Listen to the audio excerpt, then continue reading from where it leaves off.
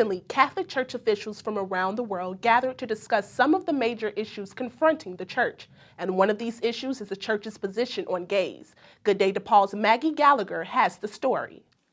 For many people who identify as LGBT, gay, lesbian, bisexual, or transgender, it's difficult to also be part of a faith community.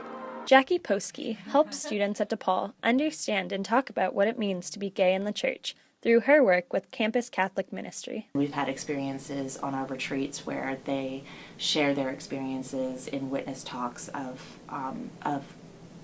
identifying as LGBTQ, and it's really powerful because they say, yes, I identify as Catholic and as LGBT, and I feel loved.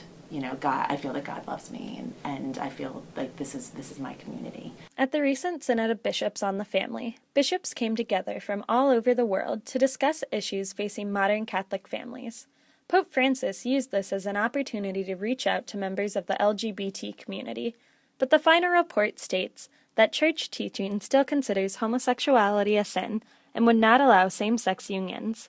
However, it also says, nevertheless, men and women of homosexual tendencies must be welcomed with respect and sensitivity. It was a really big deal, and there was a lot of news coverage on it saying that, you know, people were really intense in their debates, and there were arguments and stuff, and some people see that as really a problem. I think Pope Francis sees that as an opportunity to change the way that conversations happen in the church. There is a fundamental shift in both approach to issues relating with our brothers and sisters who are in same-sex relations or who have same-sex orientation. I think it's a paradigm shift.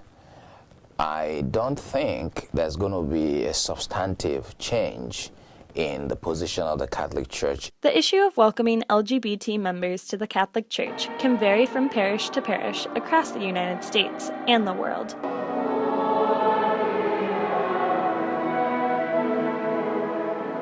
But for Depaul LGBT students, finding a place to worship openly is not an issue. There are parishes here in Chicago that, you know, might not have it stated on their website, but have like LGBT Bible discussions and things like that going on. So I think with a Catholic student coming in who may be from a more conservative Catholic parish originally, like being able to connect them with, you know, churches that I know of that are in Chicago, and a lot are close to here actually, that can, you know, provide that opportunity for them to stick with the same faith tradition that they've known and that they identify with, but then also to feel affirmed. Depaul is the largest Catholic university in the U.S. and has been open to the LGBT community for a long time.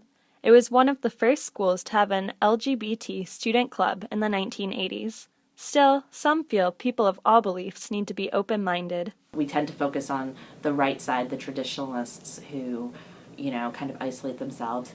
But on the left side, the more progressive people, they can isolate themselves too. You know, they can kind of write off the other people saying, you know, your concerns are antiquated, your concerns are inhumane. That might not be the case. You know, those people, they have thoughts and feelings and opinions of their own that come through their own experiences.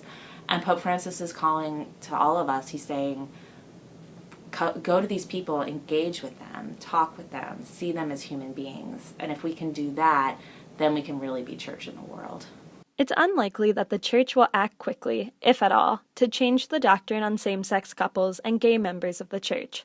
But Pope Francis has opened a door to a conversation that would not have been possible 20 years ago. For Good Day Depaul, I'm Maggie Gallagher.